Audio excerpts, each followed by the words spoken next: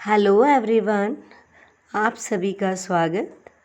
आज हम चर्चा करेंगे बीए पार्ट फर्स्ट इकोनॉमिक्स के सिलेबस के बारे में।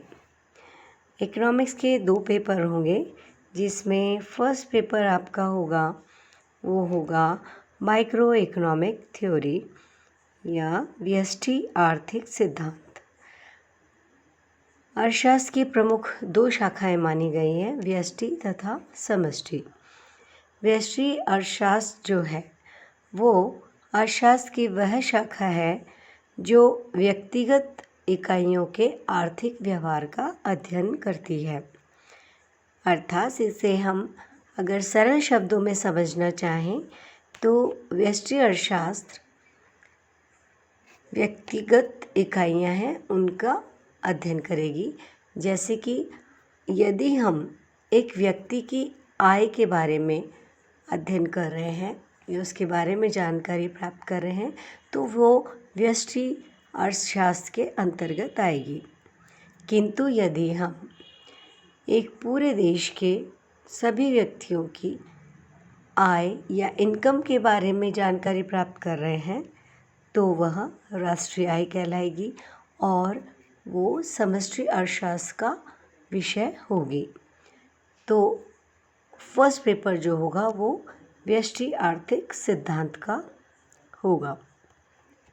इसके अंतर्गत 3 सेक्शन होंगे, जिसमें जो सेक्शन फर्स्ट ए है उसमें हम देखेंगे कि आर्थिक सिद्धांत क्या है, उनकी प्रकृति तथा तकनीक, व्यष्टि और समष्टि अर्थशास्त्र किसे कहते हैं, आर्थिक विश्लेषण की विधियाँ जो प्रमुखतः 3 हैं, स्थैतिक, प्रायोगिक तथा तुलनात्मक स्थैतिकी।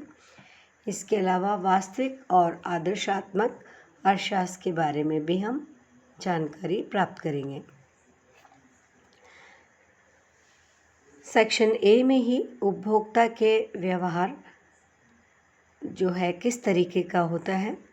उपभोक्ता यानी किसी भी वस्तु को उपभोग करने वाला उपभोक्ता है और उसकी जो है इच्छा ये रहती है या उद्देश्य ये रहता है कि वह अपनी उपयोगिता को अधिकतम करे। तो इसके अंतर्गत हम उपयोगिता विश्लेषण देखेंगे, तटस्थता वक्र या इंडिफरेंस कर्व के बारे में जानेंगे। उपभोक्ता का जो संतुलन है वो किस तरीके से होता है, कब होता है, उसकी क्या विशेषताएं होती हैं, यह हम जानेंगे। कीमत, प्रतिस्थापन प्रभाव तथा आय प्रभाव को भी हम इसके अंतर्गत जानने का प्रयास करेंगे। वस्तुओं के प्रकार तथा उनकी विशेषताएं, जैसे कि सामान्य वस्तु, हीन या निकृष्ट वस्तु, गिफिन वस्तुएं क्या होती है, इनके बारे में हम जानेंगे।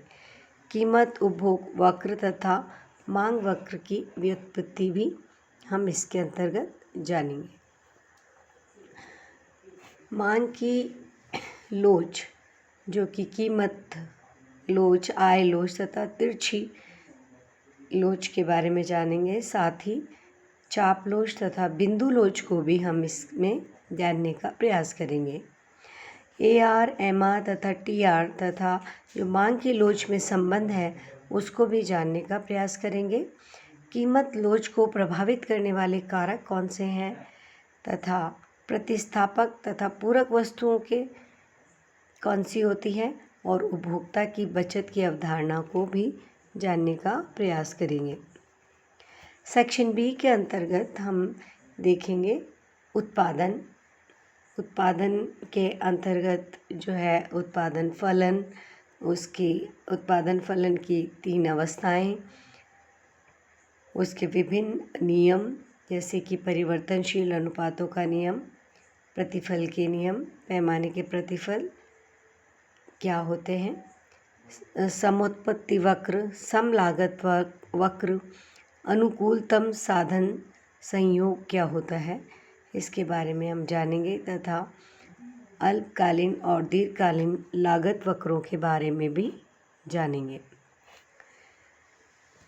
इसके अलावा हम इसमें देखेंगे बाजार जो होते हैं उनकी संरचना किस तरीके से होती है, जैसे कि विभिन्न बाजार हैं, पूर्ण प्रतिस्पर्धा है या पूर्ण प्रतियोगिता है, एकाधिकार है, विभेदात्मक एकाधिकार है, एकाधिकारात्मक प्रतिस्पर्धी बाजार है, इनके बारे में जानेंगे तथा अल्पकाल और दीर्घकाल में इन बाजारों के अंतर्गत कीमत और उत्पत्ति का निर्धारण किस तरीके से होता है, किस तरह से साम्य प्राप्त किया जाता है इन बाजारों के अंतर्गत, इसकी हम चर्चा करेंगे।